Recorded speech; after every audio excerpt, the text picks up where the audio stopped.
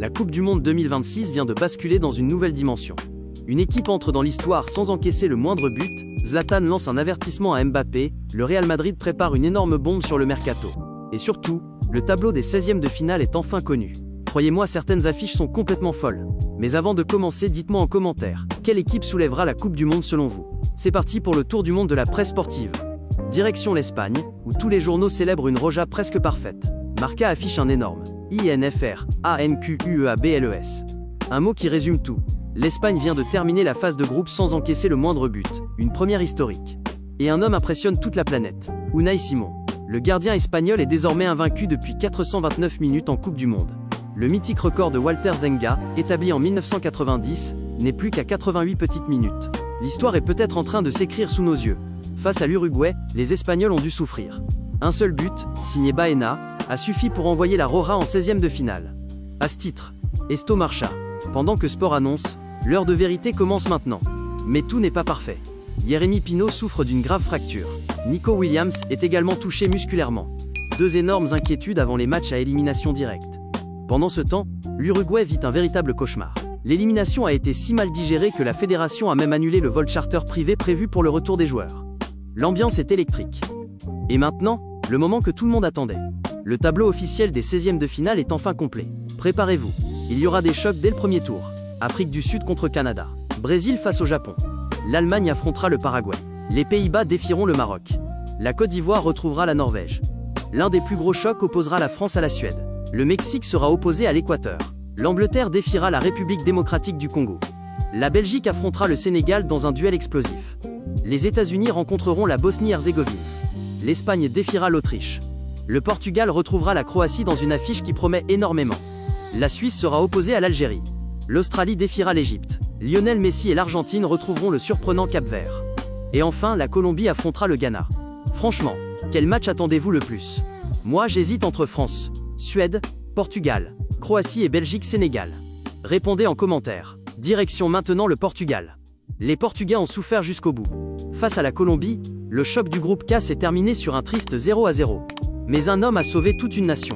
Son nom, Diogo Costa. Le gardien portugais a multiplié les arrêts décisifs. La presse est unanime. Abola affiche. Et aime Boas Maos. Autrement dit, entre de bonnes mains. Record va encore plus loin. Le quotidien le surnomme carrément le sauveur. En revanche, les critiques pleuvent sur le niveau de jeu de la Seleção. Tout le monde est d'accord. Il faudra montrer un tout autre visage contre la Croatie. Et justement, ce Portugal-Croatie s'annonce déjà comme l'un des plus gros chocs de ces 16e de finale. Les Croates adorent les grands rendez-vous. Les Portugais possèdent l'une des meilleures défenses du tournoi. Autant dire que ce duel pourrait déjà ressembler à une finale avant l'heure. Direction maintenant la Suède, où un homme vient de mettre le feu à la presse internationale. Et ce n'est pas n'importe qui. Zlatan Ibrahimović. À quelques heures du choc face à la France, la légende suédoise fait la une de Sport Bladé avec un seul mot. Let's quit. Autrement dit, terrifiante. Mais attention, Zlatan ne parle pas de son équipe. Il parle des Bleus. Pour lui, affronter cette génération française est probablement le pire scénario possible. Entre Kylian Mbappé, Ousmane Dembélé, William Saliba, Michael Olise et toute la profondeur de l'effectif tricolore, la mission s'annonce gigantesque pour les Suédois. Pourtant, le sélectionneur Graham Potter refuse de céder à la pression. Il promet un match spectaculaire et assure que la Suède jouera sa chance jusqu'au bout. Une chose est certaine. Ce France-Suède est déjà l'une des affiches les plus attendues de ces 16e de finale. Et vous, pensez-vous que les Bleus vont passer facilement? Ou voyez-vous un énorme exploit suédois? Pendant que la planète entière a les yeux rivés sur la Coupe du Monde, les plus grands clubs européens continuent d'agiter le marché des transferts. Et ce matin, les journaux italiens sont en ébullition. Tuttosport frappe très fort avec une déclaration de Franck Kessié. Libre de tout contrat, l'international ivoirien ne cache plus son envie de rejoindre la Juventus. Son message est limpide. Si c'était moi, j'irais à la Juve. Les discussions avec les Bianconeri seraient déjà très avancées. Mais ce n'est pas tout.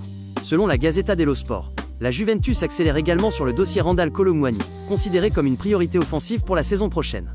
Du côté de Milan, l'Inter passe aussi à l'action. D'après le Quotidiano Sportivo et le Corriere dello Sport, les Nerazzurri ont lancé une offensive importante pour recruter Hanan Kalaili, l'ailier de l'Union Saint-Gilloise. Objectif, remplacer Tajon Buchanan, gravement blessé. Mais attention, Naples surveille également le dossier. La bataille ne fait que commencer. En Espagne, une autre information retient l'attention. Selon Mundo Deportivo, Dusan Vlahovic aurait ouvert la porte à un transfert vers le FC Barcelone si Ferran Torres venait à quitter le club cet été. Une opération qui pourrait totalement rebattre les cartes du mercato européen. Et pendant que les clubs recrutent, la fédération italienne continue de chercher son nouveau sélectionneur. 2 noms restent en tête de liste, Antonio Conte ou Roberto Mancini. Le verdict pourrait tomber dans les prochaines heures.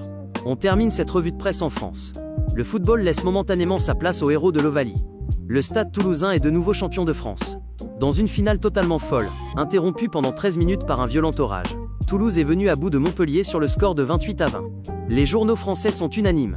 L'équipe parle d'une équipe insubmersible. Même son de cloche pour le Figaro Sport, qui salue une victoire obtenue grâce à un mental exceptionnel et une défense héroïque. Avec ce nouveau sacre, Toulouse décroche le 25e bouclier de Brennus de son histoire, le 4e consécutif. Une domination tout simplement historique. Et voilà ce qu'il fallait retenir de cette incroyable journée dans la presse sportive mondiale. Entre une Espagne qui entre dans l'histoire, des 16e de finale qui promettent des affiches exceptionnelles, Zlatan qui met déjà la pression sur les Bleus et un mercato complètement fou, les prochains jours s'annoncent explosifs. Alors dites-moi en commentaire, quel 16e de finale attendez-vous avec le plus d'impatience? France-Suède, Portugal-Croatie, Belgique-Sénégal? Ou un autre choc? Si cette revue de presse vous a plu, pensez à laisser un like, à vous abonner, et à activer la cloche. Pendant toute la Coupe du Monde, je vous retrouve chaque jour avec les plus grosses unes de la presse internationale, les coulisses, les révélations et toutes les informations à ne surtout pas manquer. A très vite pour une nouvelle vidéo. Ciao.